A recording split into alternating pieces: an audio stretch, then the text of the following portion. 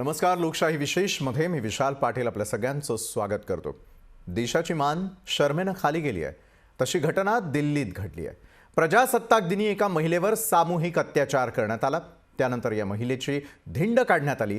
देशाच्या राजधानीत ही घटना घडली. महिलांविषयी एवढे कडक कायदे बनवूनही अत्याचार होत असतील तर कायद्यांचा वचक नाही की माणुसकी शिल्लक राहिलेली नाहीये असा प्रश्न या निमित्तानं उपस्थित होतो. लोकशाही विशेषमध्ये आज आपण याच महत्त्वाच्या विषयावरती करणार आहोत चर्चा. माणुसकीला काळीमा. तत्पूर्वी पाहूयात लोकशाहीचा आमचा हा विशेष रिपोर्ट.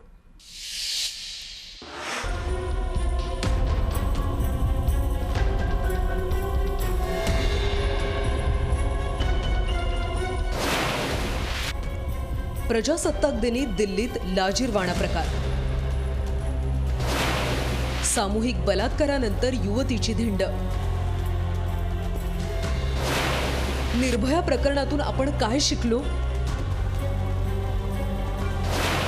कायद्याचा वचक आहे का? प्रजासत्ताक दिनी दिल्लीत अत्यंत लाजिरवाणी घटना घडली. एका युवतीवर सामूहिक अत्याचार करण्यात आला. ही घटना दिल्लीच्या कस्तुरबा नगरमध्ये घडली. बरं, हे एवढ्यावरच थांबलं नाही तर त्या युवतीची धिंड काढण्याचा अत्यंत किळसवाणा प्रकार घडला. त्यानंतर हा व्हिडिओ व्हायरल देखील झाला. सामूहिक बलात्कारानंतर मुलीची धिंड काढली.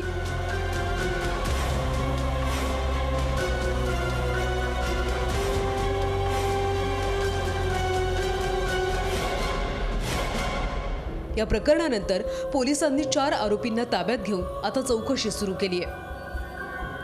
जो जगह पे जो इंसिडेंट हुआ है वहाँ पहुंचकर फिर उसी घर से अक्यूज का घर से हमारा पुलिस ने वो विक्टिम को रेस्क्यू करके ला के उनको तुरंत काउंसलिंग हम कराया है.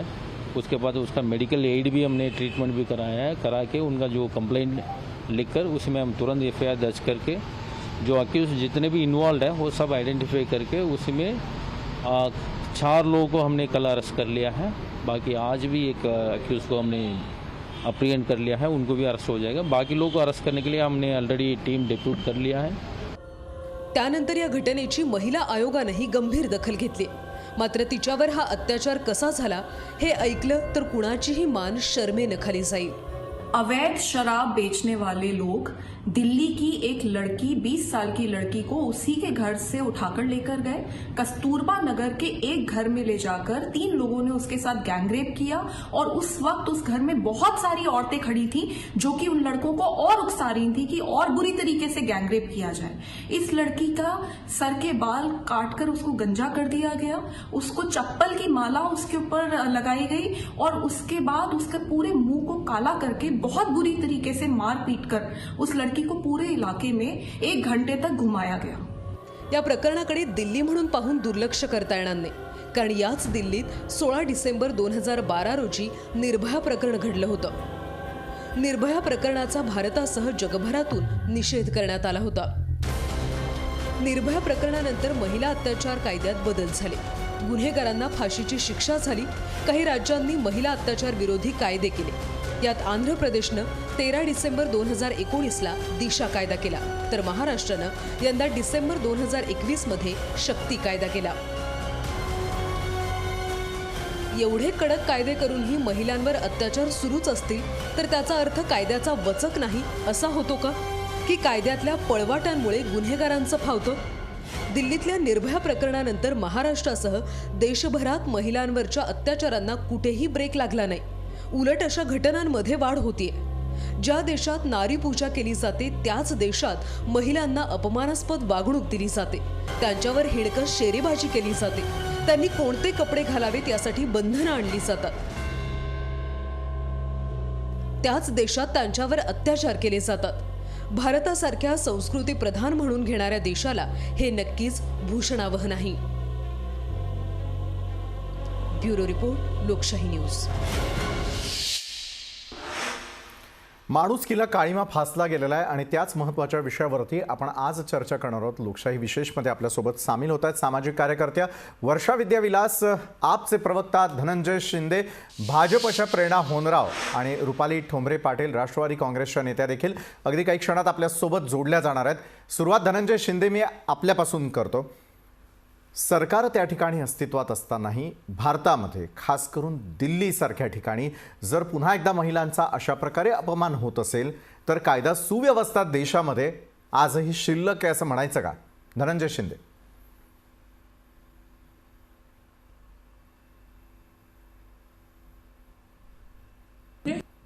या घटनेचा मी निषेध करतो. त्या भगिनीप्रती मी संवेदना व्यक्त करतो आणि अशी घटना दिल्लीत नव्हे तर देशातच नव्हे किंवा जगात अशा घटना कुठे घडल्याच नाही पाहिजेत.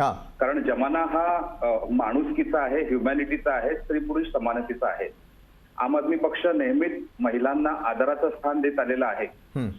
परंतु ह्या घटनांची पुनरावृत्ती होऊ नये म्हणून सर्वस्वी जबाबदारी किंवा कायदा आणि सुव्यवस्थेची जी जबाबदारी असणाऱ्या पोलीस खात्याकडे जातात. दिल्लीबद्दल बोलायचं झालं तर दिल्लीतली ही जी जबाबदारी आहे ही केंद्र सरकारकडे म्हणजे भारतीय जनता पक्षाच्या नेतृत्वाखालील सरकारच्या गृहमंत्री अमित शहा यांच्या अंतर्गत येते.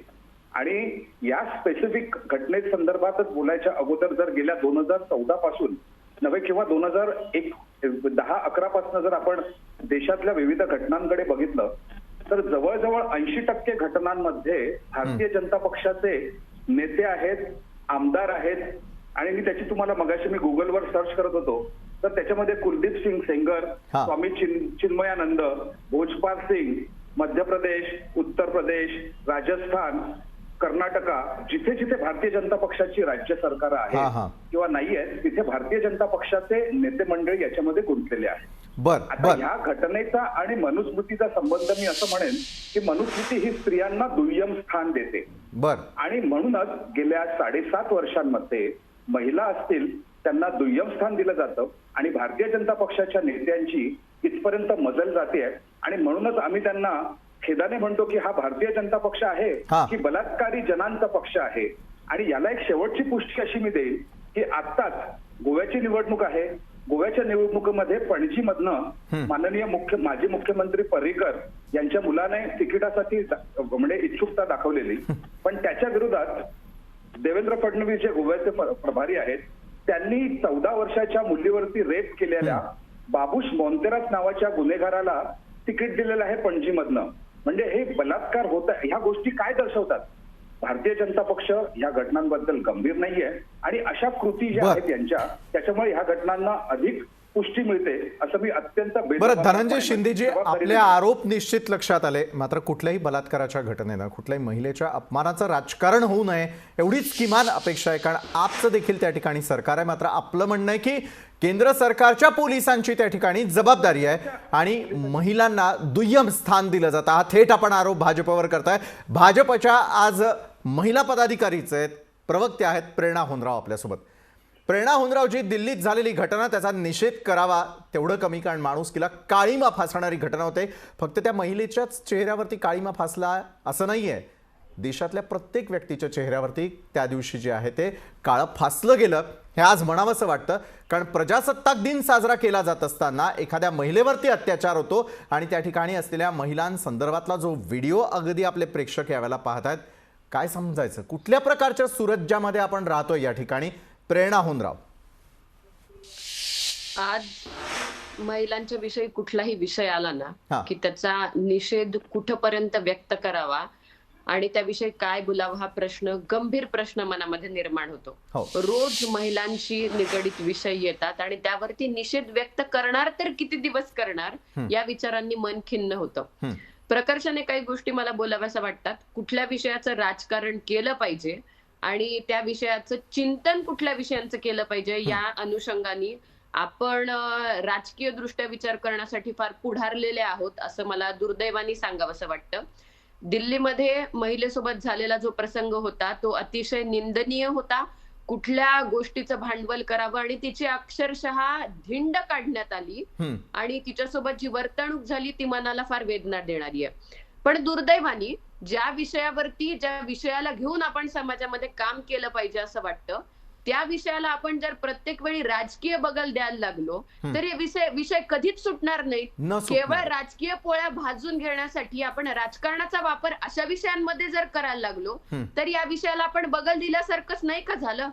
मग चिंतन आपण महिलांच्या बाबतीमध्ये कधी करणार? आपल्या वागणुकीतून महिलांचा सन्मान दाखवायची ज्यावेळी वेळ येते हा. आणि ज्यावेळी तिच्या पाठीशी ठामपणे सरकार म्हणून उभी राहायची जबाबदारी येते, त्यावेळी जर का आपल्या जबाबदाऱ्या झिडकारून देऊन आपण त्याला राजकीय बगल द्यायला लागलो तर ही सगळ्यात निंदनीय आणि खेदजनक गोष्ट आहे.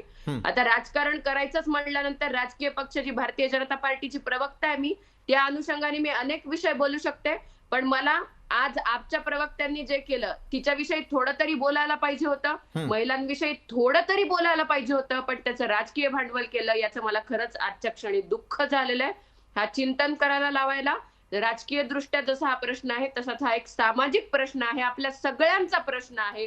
कुठल्याही राज्यामध्ये महिलेविषयी जर अन्यायकारक घटना घडत असेल तर त्याचं चिंतन मनन आणि त्या अनुषंगाने त्या हरामखोर लोकांना शासन होण्यासाठी त्या ठिकाणी आपण आपली जी ठोस भूमिका घेऊ शकतो ती प्रत्येक राजकीय पक्षाने घेतली पाहिजे. नक्कीच प्रेरणाजी, मात्र चिंतन मनन आपण आणखी किती करणार? मला एक सांगा, अनेक कायदे तयार करण्यात आले, कायद्यांची अंमलबजावणी होत नाही, म्हणून मग असे जे अत्याचार करणारे पापी नराधम आहेत त्यांचं फावतं.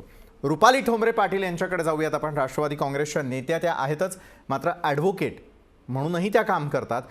रुपालीताई, आज देशामध्ये अनेक कायदे आपण तयार करतो, संमत करवून घेतो, राजकारणी मंडळी असतील ते देखील ते संमत करवून घेतात, मात्र तरी देखील नराधमांची आणि त्यांना सपोर्ट करणाऱ्या स्त्रियांची हिंमत वाढते कशी? रुपाली ठोंबरे पाटील जी आज दिल्लीमध्ये जाऊन त्या ठिकाणी घडल्या प्रकाराचा निषेध करून थोबडवावं असं नाही का वाटलं रुपाली पाटील? नक्कीच असा जो प्रकार झालेला आहे तो निंदनीय आहे. आणि मेन म्हणजे त्या महिलेसोबत इतर महिला ज्या दिसत आहेत, लक्षात घ्या, त्या पण महिला आहेत याचं जास्त दुःख होतंय. आता मगाशी म्हणजे आपले आपचे प्रवक्ते पण बोलले, भाजपच्या प्रेरणा होनराव यांनी चिंतन मनन सांगितलं, राजकारण करू नये सांगितलं, परंतु आपण नुसतं सांगतोय की सुरुवात प्रत्येक राजकीय पक्षाच्या कोणी प्रवक्ते असू द्या किंवा ते नेते असू द्या त्यांनी ती सुरुवात स्वतःपासून केली पाहिजे. आपण कित्येक दिवस झाले महिलांच्या अत्याचारावर तुम्ही आज त्याला वाचा फोडताय, आम्ही बोलतोय, निषेध व्यक्त करतोय. आज शक्ती कायद्यासारखा कायदा आलेला आहे. आता ही घटना दिल्लीमध्ये घडलेली आहे. दिल्लीमध्ये आप सरकार आहे, केंद्र सरकार म्हणून भाजप म्हणून आहे. मगाशी जी काही उदाहरणं दिली की 14 वर्षाच्या रेपिस्टला तिकीट देण्यात आलं, लक्षात घ्या की हेतनं खरी सुरुवात होते आरोपीचं मनोबल वाढण्याची, त्याला ताकद मिळण्याची.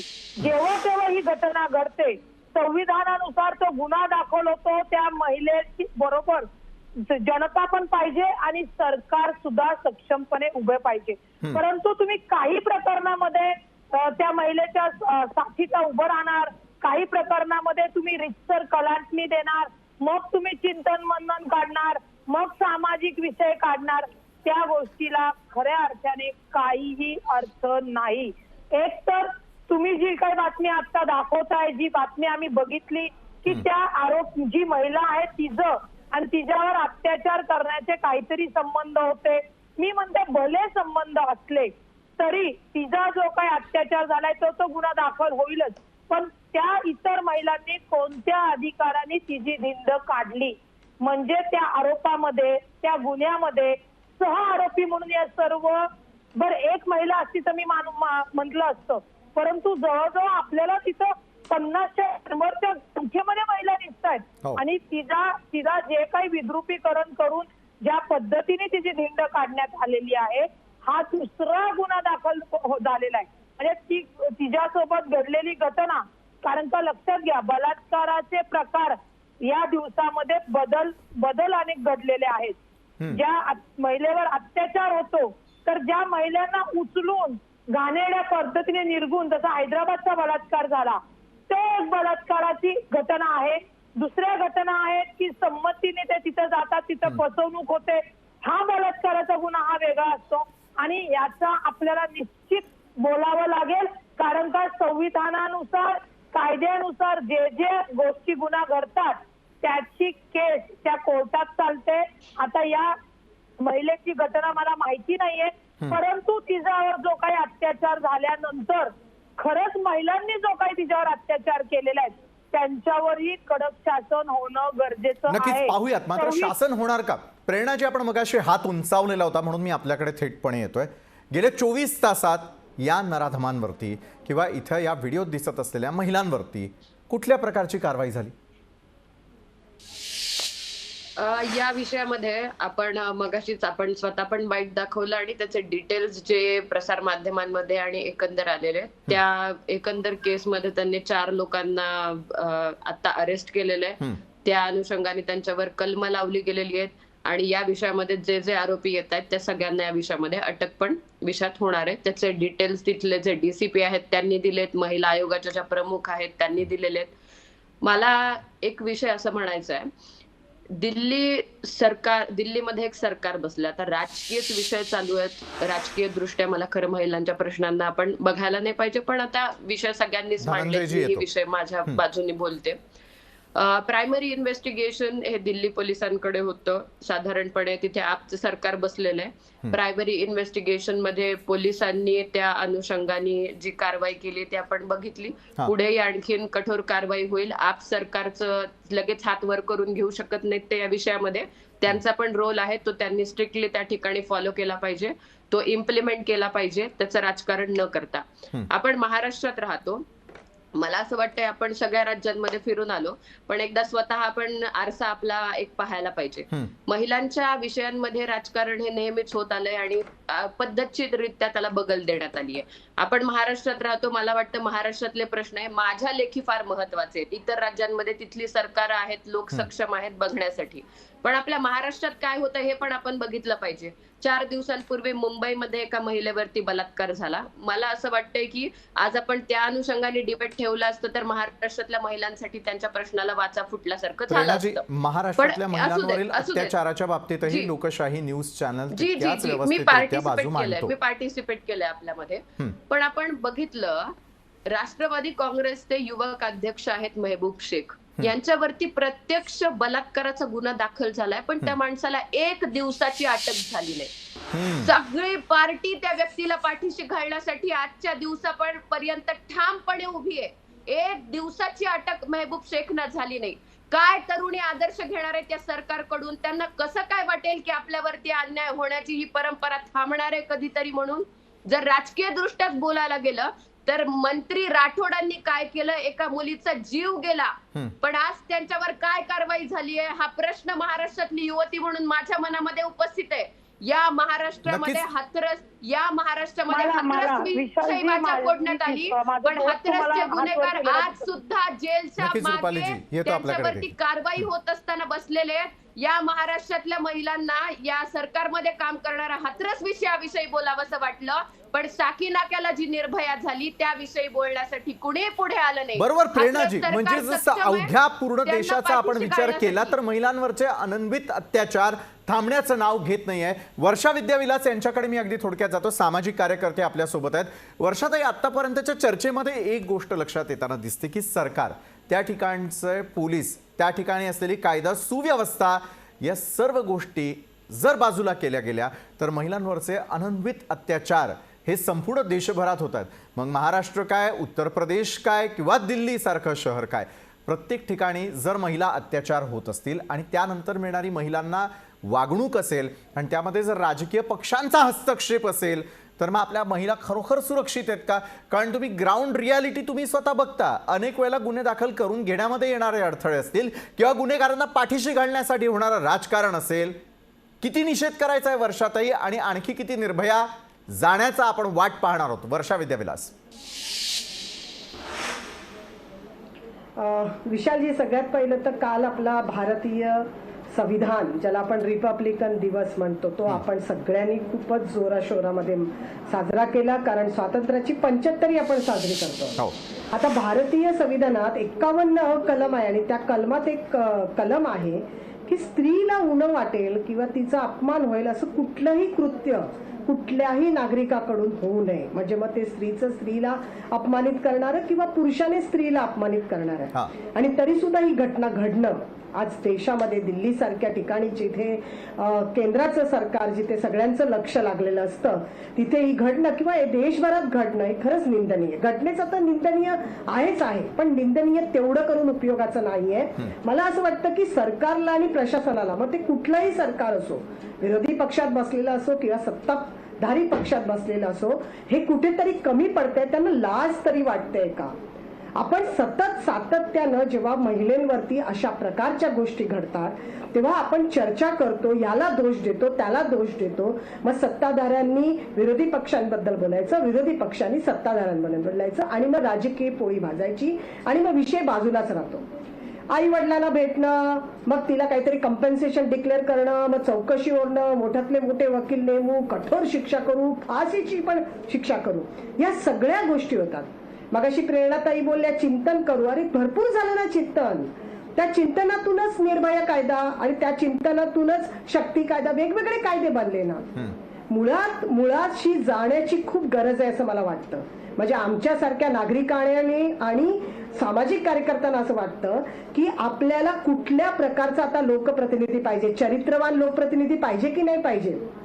हे राष्ट्र कल्याणकारी राष्ट्र म्हणून जेव्हा निर्माण करायचं असतं, त्याच्यामध्ये महिला म्हणून अर्धी संख्या आहे, मतदार म्हणून तिला जर गिणलं जात असाल तुम्ही आणि तिच्यावरती हे जर होत नाही, तर त्यावर वेळोवेळी चर्चा झालेली आहे की बाबा या संदर्भामध्ये अंमलबजावणी स्तरावरती आणि ती अंमलबजावणी कठोरपणे करण्याच्या स्तरावरती, जी मेकॅनिझम उभं करायच्या स्तरावरती आपण आजही कमी पडत आहोत.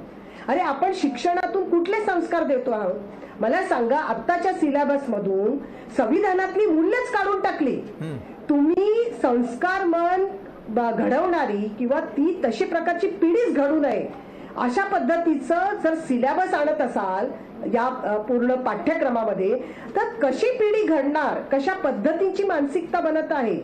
तंत्रज्ञान, स्मार्टफोन सगळं विकसित होणार आहे, पण मन विकसित करणारं, विचार विकसित करणारं शिक्षणच जर आपण पाठ्यपुस्तकातून देणार नसाल तर या प्रकारच्या गोष्टी घडतच राहणार आहे. म्हणजे आजही बाईला उपभोग आणि कॉमोडिटी असंच जेव्हा समजलं जातं आणि असंच जेव्हा ज्या पद्धतीनं तिला कळत जातं. आणि दुसरं म्हणजे पोलिसांचं वचकच नाही ना, कारण कायद्याचं वचक याच्यासाठी नाही आहे, कारण कायदा ही घटना घडल्यानंतरची प्रक्रिया आहे. लक्षात घ्या सगळ्यांनी, ही घटना घडू नये म्हणून त्याच्यासाठी जी प्रक्रिया, त्याच्यासाठी जी यंत्रणा, त्याच्यासाठी जी घरापासून ते शिक्षणापासून ते समाजापर्यंत जे वातावरण निर्माण करायला पाहिजे, ज्या ज्या गोष्टी सांगितल्या, म्हणजे घरातून मुलीला उचलून नेणं आणि मग तिच्यावर बलात्कार करणं आणि मग तिला मारून टाकणं किंवा तिची धिंड काढणं, हे सगळे जे प्रकार आहेत, तुम्ही विचार करा. महिलेला पुन्हा दमन शोषण करून तिला घरात बसवण्यासाठी एकीकडे तिला घाबरवा, मग बुल्लीबाई सारखे ऍप येतात, वेगवेगळ्या प्रकारच्या समाजातल्या महिलांना टार्गेट केलं जातं. हे सगळं काय चाललंय? म्हणजे मला असं म्हणायचं, याच्यावर चर्चा करण्यापेक्षा, चिंतन करण्यापेक्षा, अरे आहे त्या गोष्टीची इम्प्लिमेंटेशन मेकॅनिझम उभी केली, त्याबद्दल बोलावं ना प्रत्येक पक्षाने. वर्षाताई, खरं तर अंमलबजावणी होत नाही आणि त्यामुळे या नराधमांचं फावतं. सामूहिक बलात्कार होतो, सामूहिक बलात्कारानंतर लाजिरवाणी वागणूकही दिली जाते. कुठल्या दिशेला आपण आपला देश घेऊन चाललेलो आहोत, आपली समाज रचना घेऊन चाललेलो आहोत आणि माणुसकीला आणखी किती दिवस अशाच प्रकारे काळीमा फासला जाणार आहे? हे सगळं कुठेतरी थांबण्यासाठी काय करायला हवं? सर्व मान्यवरांबरोबरची ही चर्चा अशी सुरू राहील. एका छोट्याशा ब्रेक नंतर आम्ही लगेच परततोय.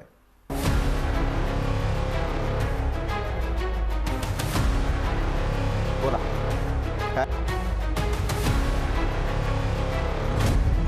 नंतर लोकशाही विशेष मध्ये आज आपण चर्चा करतो आहोत दिल्लीमध्ये घडलेल्या बलात्काराची घटना आणि त्यानंतर त्या महिलेला देण्यात आलेली वागणूक याविषयी. मात्र आणखी किती काळ अशाच प्रकारे बलात्कार होत राहतील, महिला अपमानित होत राहतील? राज्य असू देत किंवा देश असू दे, प्रत्येक पातळीवरती संपूर्ण देशभरामध्ये महिला सक्षमीकरणासाठी आणि सुरक्षिततेसाठी कुठली पावलं उचलली जाणार आहेत? किती काळापर्यंत या संदर्भातलं राजकारण सुरू राहणार आहे? याविषयी अधिक चर्चा करण्यासाठी आज आपण आमंत्रित केलेल्या राष्ट्रवादी काँग्रेसच्या रुपाली ठोंबरे पाटील यांना भाजपच्या प्रेरणा होनराव आपल्यासोबत आहेत. आपचे प्रवक्ता धनंजय शिंदे आणि सामाजिक कार्यकर्त्या वर्षा विद्याविलास या सर्व मान्यवरांबरोबर आपली चर्चा सुरू आहे. धनंजय शिंदेजी, मी आपल्याकडे येतो. धनंजयजी, घडल्या प्रकारासाठी एखादं सरकार कारणीभूत असतं असं नव्हे, तर त्या ठिकाणी असलेली यंत्रणा किती कुचकामी आहे हे उघड झाल्याचं स्पष्टपणे दिसतं. दिल्लीमध्ये घरातून 20 वर्षीय मुलीला आणणं, तिच्यावरती बलात्कार करणं आणि बलात्कार सुरू असताना तिथे उपस्थित असलेल्या इतर महिलांकडून आरोपींना आणखी खतपाणी घालणं, काय सुरू आहे? तिथे असलेल्या पुरुषांवरती जेवढ्या मोठ्या प्रमाणात कारवाई करण्याचं फक्त आश्वासन मिळतंय किंवा कारवाई केली जाताना दिसून येते, घडल्या प्रकाराचा निषेध करण्याहीपेक्षा त्या ठिकाणी उपस्थित असलेल्या महिला, त्या ठिकाणी असलेला हा व्हायरल झालेला व्हिडिओ, याविषयी कुठलं पाऊल उचलणार आहात आपण? तेच मगाशी मी जसं म्हटलं असं की ह्याच्यात प्राथमिक समाज म्हणून समाजाची सुद्धा जबाबदारी आहे, पण त्याचबरोबर कायदा सुव्यवस्था राखणारी जी पोलीस यंत्रणा आहे आणि जी दिल्लीमध्ये भारतीय जनता पक्षाच्या हातात आहे, आम आदमी पक्षाच्या हातात नाहीये. आम्ही ह्या अशा घटनांबद्दल किंवा निर्भया जे कांड झालेलं त्याबद्दल किंवा त्यानंतर ज्या घटना झाल्या, आम आदमी पक्ष नेहमीच त्या आपल्या पीडित बहिणीच्या सोबत उभा राहिलेला आहे, त्यांच्या कुटुंबाच्या सोबत उभा राहिलेला आहे. पण मुख्य मुद्दा असा राहतो की ओव्हरऑल देशातलं जे वातावरण आहे, म्हणजे महिलांना दुय्यम स्थान द्यायचं किंवा जे कमजोर वर्ग आहे, मग तो दलित असेल, अल्पसंख्याक असेल किंवा अशा पद्धतीची जी काही भूमिका सत्ताधारी भारतीय जनता पक्षाच्या नेत्यांकडनं होते. मी 2020च्या निवडणुकीच्या वेळेस दिल्लीमध्ये जवळजवळ 2 महिने होतो आणि त्यावेळेस ज्या पद्धतीचं यांनी विषाची पेरणी केली गेली, ज्याच्यामध्ये भारतीय जनता पक्षाचे केंद्रीय नेते सुद्धा होते. म्हणजे शेवटी कसं असतं की जर सरकारकडनं, सरकारचे प्रतिनिधी किंवा सत्ताधारी भारतीय जनता पक्षाचे नेतेच जर अशा पद्धतीची व्यवस्था निर्माण होईल असं विष पेरत असतील, तर मग लोक सुद्धा म्हणतात की चला आपले काहीतरी कनेक्शन्स आहेत, आपल्याला कोणीच काही करू शकत नाही. आणि म्हणून मगाशी मी एक गोष्ट जी म्हटलं तुम्हाला, तुमच्या कदाचित ती ऐकली नसावी, की गोव्यामध्ये पणजीम मध्ये बाबूश मोन्शेरत नावाच्या माणसाला, ज्याच्यावरती 14 वर्षाच्या मुलीवरती रेप केलेला, त्याच्यात तो गुन्हेगार आहे, आरोपी आहे, त्याला सुद्धा भारतीय जनता पक्षाने मागच्या आठवड्यामध्ये जी लिस्ट जाहीर केली त्याच्यामध्ये त्याला आमदारकीचं तिकीट दिलेलं आहे. धनंजयजी, मात्र चर्चा सुरू असताना हे आरोपी देखील कुठल्या पक्षाचे आहेत का? ज्या वेळेला एखाद्या गल्ली बोळामध्ये कुठेतरी जाऊन एखाद्या महिलेवरती अत्याचार होतो, प्रत्येक वेळेला पक्षाचा व्यक्ती येतो का? आणि प्रत्येक पक्ष काय करतायत हे समजून घेण्याची देखील वेळ आहे. आजच्या चर्चेमध्ये कुठल्याही पक्षाचा त्या ठिकाणी प्रतिनिधी नसला तरी देखील ज्या प्रकारच्या समाजाची आपण निर्मिती करतोय, अशा वेळेला विचार होणं हे अत्यंत आवश्यक आहे. फक्त राजकीय दृष्टीने जर आपण चर्चा केली तर मात्र प्रत्येक पक्षामध्ये असे अनेक जण आहेत की ज्यांनी स्त्रियांवरती अत्याचार केलेले आहेत. ते पूर्वी काय कामं करत होते आणि आता काय कामं करत असताय, कशा प्रकारे ते पवित्र होत आहे, हे प्रत्येक पक्षात सापडतील ना धनंजय शिंदेजी. मात्र त्या ठिकाणी महिलेवरती अत्याचार झाल्यानंतर तिच्या सुरक्षिततेसाठी, तिची अशी धिंड निघू नये यासाठी त्या ठिकाणी प्रत्येक पक्षाची जबाबदारी आहे ना. आपण एक समाज म्हणून त्या गोष्टीकडे पाहतोय का धनंजय शिंदे? विशालजी मला बोलायचंय. समाज म्हणून समाजाची नैतिकता असते आणि समाजाचं कर्तव्य असतं. अशा घटनांचा आम्ही नेहमीच निषेध पण केलाय आणि अशा घटना होऊ नयेत याच्यासाठी जे काही एक नागरिक म्हणून किंवा सत्ताधारी पक्ष, भले आमच्या हातात कायदा सुव्यवस्था नसली तरी सर्वतोपरी आमचे कार्यकर्ते, पदाधिकारी, आमचे निवडून आलेले लोकप्रतिनिधी प्रयत्न करत असतात. पण हा संस्काराचा प्रश्न आहे समाजासमोर, समाजाबरोबरचा. आणि म्हणून मगाशी माझ्या वर्षा विद्याविलास यांनी जे सांगितलं की जे शिक्षण पद्धतीमधनं संविधानिक मूल्य जर काढली किंवा संस्कार देणारी जी मूल्य आहेत ती जर ह्या व्यवस्थेमधनं जर काढायची जर प्रवृत्ती असेल, जी 2014 पासून लागलेली असेल, तर समाजामधली ज्या काही अपप्रवृत्ती आहे, समाज तमाशा बघतोय. म्हणजे ही अत्यंत लाजिरवाणी गोष्ट आहे की त्या महिलेची, त्या आपल्या बहिणीची धिंडा निघते. ही गोष्ट कशी काय होऊ शकते? तर संस्कार म्हणून करणारे अशा प्रकारची ही दृश्य आहेत. भूतो न भविष्यती असं कुणाच्या कुटुंबात घडावं ही देखील इच्छा नाही ज्यावेळेला आपण अशा प्रकारचे व्हिज्युअल्स बघतो त्यावेळेला. रुपाली ठोंबरे पाटीलजी, मी आपल्याकडे येतो. रुपालीताई, कुठल्याही राज्यामध्ये किंवा देशामध्ये जर एखादी बलात्काराची घटना होत असेल, महिलेवरती अत्याचार होत असतील, तर त्याला पक्ष कितपर्यंत जबाबदार आहे? त्याहीपेक्षा आपण सक्षमीकरणावरती भर देत नाही आहोत, तर एकमेकांची उणीधुणी काढतोय. प्रत्येक पक्षात आहे ना व्यक्ती तशा प्रकारची की ज्यांना तशा प्रकारची तिकीटं दिली गेलेली आहेत, ज्यांनी महिलांवरती अत्याचार केलेत. रुपालीताई, अत्यंत बरोबर सांगितलं की तुम्ही प्रत्येक पक्षामध्ये असे काही आरोपी आहेत. आता मगाशी त्या सामाजिक कार्यकर्त्या वर्षाताई त्यांनी ज्या गोष्टी सांगितल्या की तुम्ही मनाला संस्कार कसे देणार आहात, तुम्ही संविधानातली जी मूल्य तत्व आहेत ती लोक त्या तरुण पिढींपर्यंत शिकवायला जर तयार नसाल, त्यांना ते दाखवायला तयार नसाल, तर ती पिढी घडणार कशी आहे हे सगळ्यात अत्यंत महत्वाचं त्यांनी सांगितलेलं आहे. मी त्या गोष्टीची सहमत आहे. आता आपण येऊ राजकारणात प्रत्येक गोष्टीमध्ये प्रत्येक पक्षातली ही लोक आहेत का? तुम्ही मगाचपासून बघताय की आम आदमी पक्षाचे काय सांगतायत की गोव्यामध्ये 14 वर्षाच्या मुलीवर बलात्कार केला, त्या उमेदवाराला तिकीट दिलं. तुम्ही हे बघा, शेवटी तुम्ही कितीही काही केलं आणि जरी ती स्त्री असली तरी गुन्हा हा संविधानानुसार आणि अत्याचाराची जी घटना असते त्याच्यानुसारच दाखल होतो. आता ही दिल्लीची जी काही घटना आहे तिच्यावर अत्याचार झाल्यानंतर जी धिंड काढली आणि महिला सुरक्षित नाही याच्यावर आपण बोलतोय. याच्या आधीही अनेक प्रकरणावर बोललेलो आहोत. आता प्रेरणा होर्ना यांनी काय सांगितलं की महबूब शेख यांच्यावर बलात्काराचा गुन्हा दाखल झाला. आता त्याची घटना त्यांना माहिती आहे की ती जी महिला आहे तिचे आणि महबूब शेख या मैत्रिणी होत्या का, मित्र मैत्रिणी होते का, त्यांच्यात काय संबंध होते, ते संबंध होत असताना कुणाची संमती होती का, मग त्यांच्यात काय वितुष्ट झालं आणि मग ती गुन्हा दाखल झाल्यानंतर भाजप त्या महिलेचा वापर कशा पद्धतीने करते, तर हे पहिल्यांदा बंद केलं पाहिजे. प्रेरणाताई, मला हा सांगायला आवडेल तुम्हाला, कारण का त्याच्यानेच हा समाज बिघडतो आणि आपल्यासारखी भगिनी ही असुरक्षित निर्माण होते. त्याच्यानंतर त्यांनी जे संजय राठोडच्या प्रकरणात विषय सांगितला त्या प्रकरणातही मी तुम्हाला सांगते, त्याच्यामध्ये आमच्या लिगल टीमने गुन्हा दाखल व्हावा म्हणून आम्ही जेव्हा दाखल केलं कोर्टाकडं, तर कोर्टाने आम्हाला डायरेक्ट निर्देश दिले की जी मयत आहे, ज्या मयतीचे खरे वारसदार म्हणजे तिची आई आणि वडील यांचीच कोणती तक्रार नाहीये, तर तुम्ही कोणत्या आरोपावरनं किंवा तुमच्याकडे काय पुरावे आहेत की ज्याच्यावरनं त्या संजय राठोडला याच्यामध्ये आरोपी करावे, असे कोणतेही पुरावे आमच्याकडेही नव्हते, भाजपकडे तर नव्हते. परंतु राजकारणासाठी आयतं मिळालेलं पोलीस कशा दमदारपणे वापरायचं हे जे पक्षाची पद्धत सुरू झाली आहे ना, ती पद्धत पहिली बंद केली पाहिजे.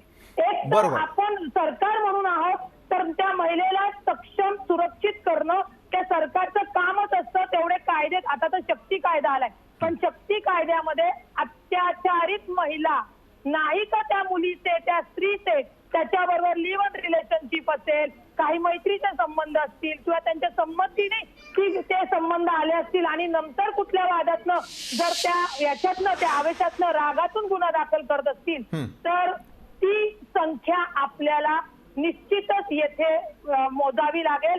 कारण का अशा प्रकरणामुळे ज्या माझ्या भगिनीवर अत्याचार होतो, जिला उचलून नेलं जातं, जिचा कुणाशीही संबंध नसतो, ती त्या आरोपींना त्या इस्मांना ओळखत नसते, पण तिच्यावर बलात्कार सामूहिक केला जातो, अशा घटनेला न्याय मिळत नाही. आणि मग आपण फक्त इथं न्याय मिळत नाही. आणि हीच खरी शोकांतिका आहे रुपालीताई की आपण कायद्याविषयी बोलतो, त्याची योग्य रीतीने अंमलबजावणी होताना दिसून येत नाही.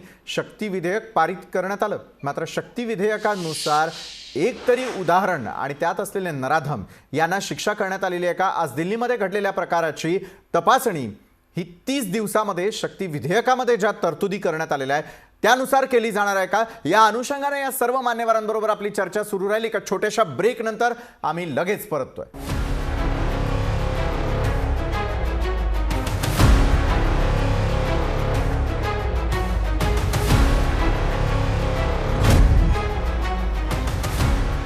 ब्रेक नंतर आपल्या सगळ्यांचं पुन्हा एकदा स्वागत. थेट आपण चर्चेकडे वळतोय. भाजपच्या प्रवक्त्या प्रेरणा होनराव यांच्याकडे मी यावेळेला जातो. प्रेरणाजी, शक्ती विधेयक तर पारित करण्यासंदर्भामध्ये एक मोठा निर्णय घेतला जातो, मात्र त्या तरतुदी किंवा त्यात असलेले जे महिलांचे अधिकार आहे त्यानुसार तरी आता तपास होईल आणि मग नराधम गजा आड जातील, मोठी शिक्षा होईल असं वाटतंय का प्रेरणा होनराव? विशालजी, आपचे जे प्रवक्ते आहेत त्यांचं नाव सांगाल मला? धनंजय शिंदे आहेत आपल्यासोबत. हा, धनंजय शिंदेजींनी आता बरेच काही मुद्दे मांडले.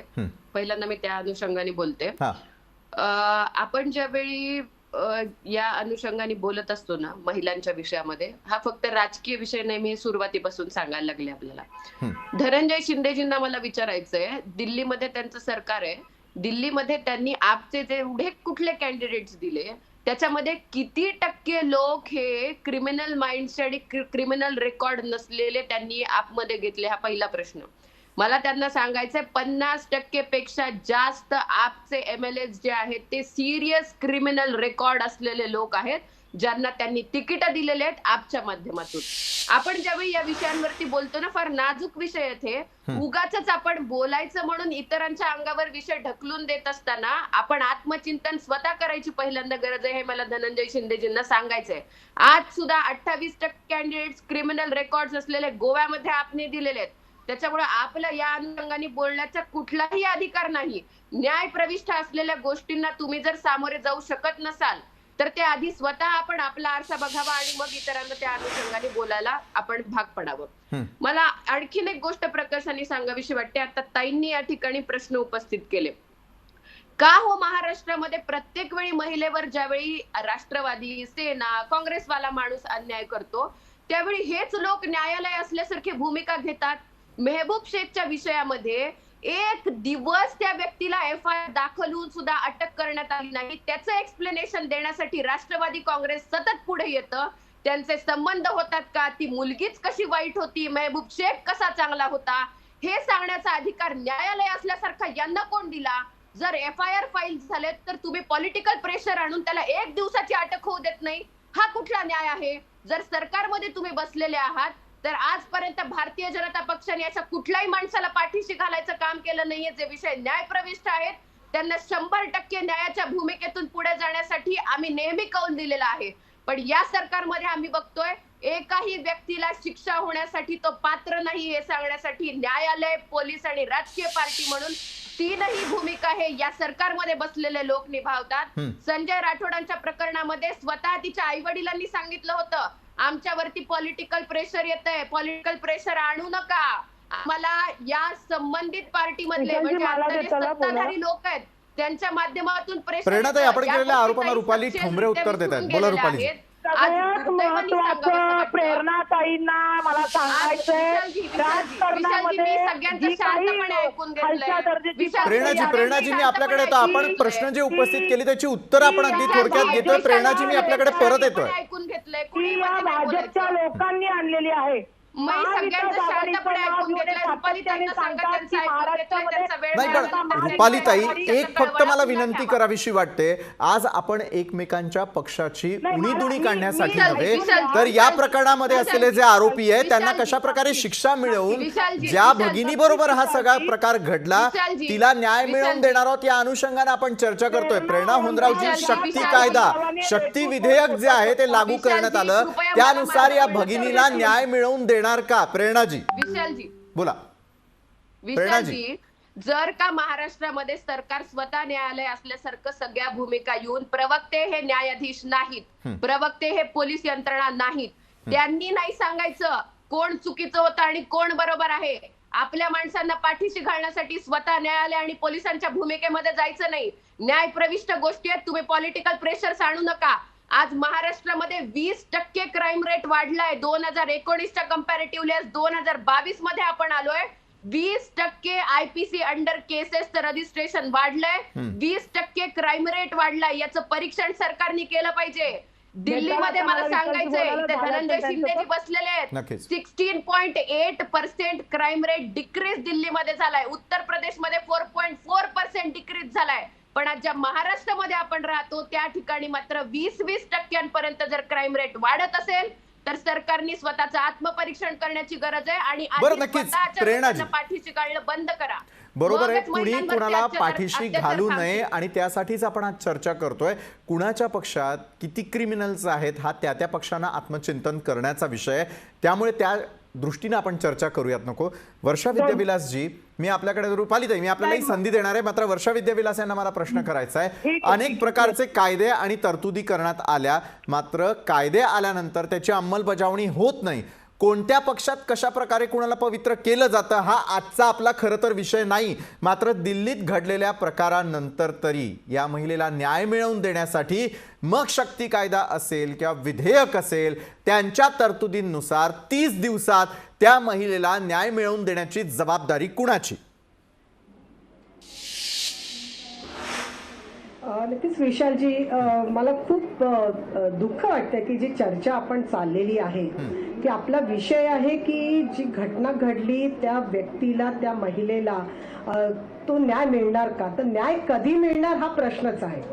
पक्ष जे आहेत त्यांनी हे समजलं पाहिजे की ते नागरिक सुद्धा आहेत. जरी ते कुठल्याही पक्षात व्यक्ती असले तरी माझं असं म्हणणं आहे की ते नागरिक म्हणून प्रत्येकाला हे संविधान बांधील आहे आणि संविधानाच्या तंतोतंत कलमांचं अंमलबजावणी करणं किंवा त्याचं पालन करणं हे माझ्यासारख्या सामाजिक कार्यकर्त्यालाही ते बांधील आहे आणि राजकीय पक्ष कोणताही असो त्या सगळ्यांना ते बांधील आहे.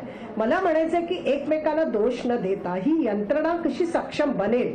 विरोधी पक्षांनी बघायचं की सत्ताधारी काम करतात की नाही आणि सत्ताधाऱ्यांनी बघायचं की असलेले कायदे अंमलबजावणीत येतात की नाही.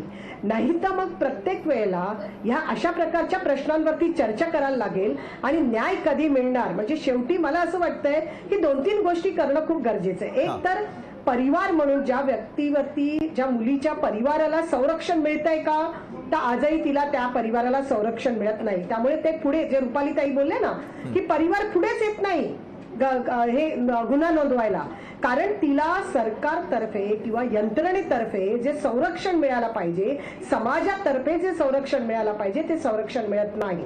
दुसरं गोष्ट हे समजलं पाहिजे की आजही भारतीय संविधानाचा दिन साजरा करत असताना सुद्धा आणि ते आपण स्वतःला अंगीकृत करून घेतले व्यक्तीने अधिनियमित आणि अंगीकृत तरी सुद्धा जातीची जी ही व्यवस्था आहे ही जी काय भेद आहे आपण आजही जाती निर्मूलनाचा विचार हा प्रत्येक भारतीय नागरिकांमध्ये रुजवू शकलो नाही. ही आपली कमतरता आहे असं मला म्हणायला लागेल. आणि म्हणून मी सातत्याने सांगते की एक तर परिवाराला संरक्षण देणं या पद्धतीची काही यंत्रणा विकसित होईल का. दुसरं ज्या पद्धतीने मीडियाच्या माध्यमातून म्हणजे आपला जो काही टेलिव्हिजन आहे त्या माध्यमातून ज्या सिरियल्स चालतात किंवा ज्या प्रकारचे कार्यक्रम चालतात रियालिटी शो चालतात बाईला बाईच्या समोर उभी केले जातं म्हणजे एकमेकांची दुश्मन हे जे प्रोजेक्ट होत आहे 1949चा कायदा आहे indecent representation of women act आहे तो ऍक्ट इम्प्लिमेंटच होत नाही की बाईचं विभत्स रूप बाईचं हिंसक रूप किंवा बाईला ज्या पद्धतीने दाखवणं हे कुठेतरी थांबलं पाहिजे की नाही थांबलं पाहिजे. या सगळ्या गोष्टी ज्या म्हणजे फक्त एक गोष्ट करून उपयोगाची नाही. बरोबर आहे, अनेक गोष्टी करण्याची गरज आहे. रुपाली ठोंबरे पाटील यांना मला पुढचा प्रश्न आहे. खरं तर नारी पूजा आणि बेटी बचाव अशा प्रकारचे आपण नारे देतो. महिला सुरक्षित ठेवण्यासाठी काय करणार आहोत रुपाली ठोंबरे पाटील? लक्षात घ्या कायदे आपले आहेत त्याची अंमलबजावणी पोलीस प्रशासनाच्या माध्यमातून जसं आता शक्ती कायद्यानुसार हा जो गुन्हा झालेला आहे तंतोतंत जर त्याचं चार्जशीट आणि ती घटना त्याच्यामध्ये असेल तर नक्कीच त्या भगिनीला न्याय मिळू शकतो. आता मला फक्त तुम्हाला एवढंच सांगायचंय की या घटना घडत असताना नक्कीच या निषेधार्थ आहेत परंतु ज्या प्रेरणाताई आता मगाशी म्हणल्या बघा त्यांनी विषय काढला म्हणून बोलणं आलं. कुणीही राजकारण आणलेलं नाही. आम पार्टीचे असतील ते त्यांची भूमिका सांगतायत. तिथे सरकार त्यांनी सांगितलं की बाबा केंद्र सरकारच्या अखेरीत आमचे पोलीस आहेत परंतु रेटून खोटं बोलून स्वतःचं खरं भाजपच्या प्रवक्त्यांना वाटत असेल की जमतंय परंतु ते शक्य नाही. महबूब शेख यांच्यावर जो गुन्हा दाखल झाला ज्यांच्यावर गुन्हा दाखल झाला त्यांना या संविधानाने अधिकार दिलाय अटकपूर्व जामिनाची. या भाजपच्या प्रवक्त्यांनी किंवा नेत्यांनी त्याचाही अभ्यास करावा. जसे आता निलेश राणे फरार होऊन त्यांनी जी कायद्याची प्रोसेस केली सुप्रीम कोर्टापर्यंत गेले अशाच सगळ्या प्रत्येक जण कुठला गुन्हा दाखल झाल्यावर त्यांना त्या संविधानी अधिकार दिला आहे आणि त्याच्यामध्ये जर महबूब शेख यांना अटकपूर्व जामीन मिळाला असेल तर प्रेरणाताईंसारखे प्रवक्ते भाजपचे असतील त्यांनी याचा अभ्यास करून बोललेलं बरं. बरोबर काय होतं मी तुम्हाला सांगते की जेव्हा एखादा गुन्हा घडतो एक लक्षात घ्या ज्या महिलेला उचलून तिच्यावर सामूहिक बलात्कार झाला हैदराबादची घटना आपल्याला लक्षात असेल त्याच्यामध्ये त्या गुन्हेगाराला गोळ्या मारून ठार करण्यात आलं. त्याच्यावर अनेक लोकांनी टीकाही केली की कायदा आहे कोर्ट चाललं पाहिजे तुम्ही कोर्टाच्या केसेस निवड पण ती केस तुम्ही लक्षात घ्या ती इतकी घाण निर्दयी केस होती की ती मुलगी गाडी लावत असताना तिघं चौघं तिला उचलून नक्कीच बलात्कार करून रुपालीताई अतिशय चपखल आपण उदाहरण दिलेलं आहे. प्रेरणा होनरावजी आपल्याला देखील बोलण्याची संधी देतोय आणि आपल्याला देखील एक छोटा प्रश्न करतोय. कायदा सुव्यवस्था आता नागरिकांनी हातात घेण्याची वेळ आपल्या देशात येणार आहे का? प्रेरणा होनराव योग्यच केलं. अशी वेळ आपल्या देशात येणार नाही विशालजी. या विषयाचा या विषयाचा विचार करत असताना मला वाटतंय आपण सरकार म्हणून खरंच एक मोठी भूमिका असते. वेळोवेळी आपण महिलांच्या अनुषंगाने कायदे हे कडकच करत आलोय. 2019 नंतर 2020 ज्यावेळी बघतो त्यावेळी कायद्यांमध्ये सुधार झालाय, ते आणखीन कडक करण्यात आले. सोशल अवेअरनेस महिलांच्या बाबतीमध्ये त्यांचा सन्मान होण्यासाठी आपल्या कृती आणि त्या अनुषंगाने एक सोशल अवेअरनेस समाजामध्ये निर्माण होणं गरजेचं आहे, हे प्रकर्षाने वाटतं. ज्या आपण आता 12 जानेवारीला जिजाऊंची जयंती साजरी केली, स्वामी विवेकानंदांची जयंती साजरी केली. मला वाटतंय यासारखे जिजामातेने छत्रपती शिवरायांना ज्या विचारांनी मोठं केलं होतं, महिलांचा आत्मसन्मान आणि गौरव वाढवणारी शिवरायांच्या माध्यमातून जे आदर्श आपल्या समाजासमोर प्रस्थापित झाले, तेच वागणुकीतून सामाजिक जबाबदारी म्हणून आपल्या सगळ्यांना अंगीकारावे लागणार आहे. थोडंसं डोळसपणे समाजामध्ये वावरत गेलो तर त्या अनुषंगाने कायदा, सरकार आणि सामान्य नागरिक या सगळ्यांचा मेळ घालून आपण हे नक्कीच रोखू शकतो. थोडंसं विधायकपणे पुढे जायची गरज. खरोखर आहे, विधायकपणा आणणं गरजेचं. धनंजय शिंदे आपल्याकडे येतो. वेळ खरं तर आपली लिस्ट संपलेली आहे, मात्र धनंजय शिंदेजी, दिल्लीत घडलेल्या प्रकारातील त्या स्त्रीला, त्या अत्याचार पीडितेला न्याय मिळवून देण्यासाठी तरी पक्ष बाजूला करून आपण त्या ठिकाणी ठामपणे तिच्या पाठीशी उभे राहणार आहोत का? धनंजय शिंदे. त्या माहितीसाठी निर्भया कांड जे झालं, त्या पीडितेला आणि तिच्या कुटुंबियांना न्याय मिळण्यासाठी आम आदमी पक्ष शेवटपर्यंत उभं राहिला. किंवा दिल्लीच नव्हे तर संपूर्ण देशभरात अशा जिथे जिथे घटना होतात तर आम आदमी पक्षाला म्हणजे पक्षाची हे ब्लडमध्येच आहे की तिथे जाऊन उभं राहायचं. ती कुठच्याही जाती, धर्माची, भाषेची, पंथेची असेल तरी सुद्धा. आणि ती आमची बहीण आहे, ती कुठच्याही पार्टमध्ये असू. पण मला एक गोष्ट अत्यंत गंभीरपणे सांगायचं आहे, म्हणजे प्रेरणाताईंबद्दल मला प्रचंड आदर आहे, पण ताई, महिलांच्या विषयाबद्दलची जेव्हा चर्चा असते त्यावेळेस तरी कमीत कमी तुम्ही जर सत्य बोललात तर खरंच खूप बरं झालं असतं. तुम्ही ज्या फिगर्स सांगितल्या ह्या दादांत खोट्या फिगर्स आहेत, पहिली गोष्ट. आणि दुसरी महत्वाची गोष्ट मला सांगायची आहे की भारतीय जनता पक्षाचेच आमदार, भारतीय जनता पक्षाचेच नेते, भारतीय जनता पक्षाचेच खासदार यांनी लहान मुलींवरती केलेल्या बलात्काराच्या घटना गेल्या 8 वर्षात किती झालेल्या आहेत. त्याच्यात कुलदीप सेंगर असो, त्याच्यात स्वामी चिन्मयानंद असोत, भोजपाल सिंग असोत, विजय जॉली असोत, बीजेपीचे MLA, मुंबईतले कॉर्पोरेटर अनिल भोसले असोत, व्यंकटेश मौर्य असोत, हमीर सरदार असोत, निहाल चांद असोत, प्रमोद गुप्ता असोत, असे एवढ्या घटना घडतायत. आणि एवढ्या घडून सुद्धा जर पुन्हा गोव्यामध्ये 14 वर्षाच्या रेप करणाऱ्या मुलीला जर पुन्हा भारतीय जनता पक्षाचे महाराष्ट्राचे विरोधी पक्षनेते जे गोव्याचे प्रभारी आहेत ते त्या बलात्काराला जर तिकीट देत असतील तर मग काय बोलायचं आपण? नाही, पण हा ट्रेंडच संपावा. प्रेरणाजी आपल्याला उत्तर देतात. धनंजय शिंदे, कधीतरी आपण सिरियस व्हायला नको का या गोष्टींबद्दल? थोडक्यात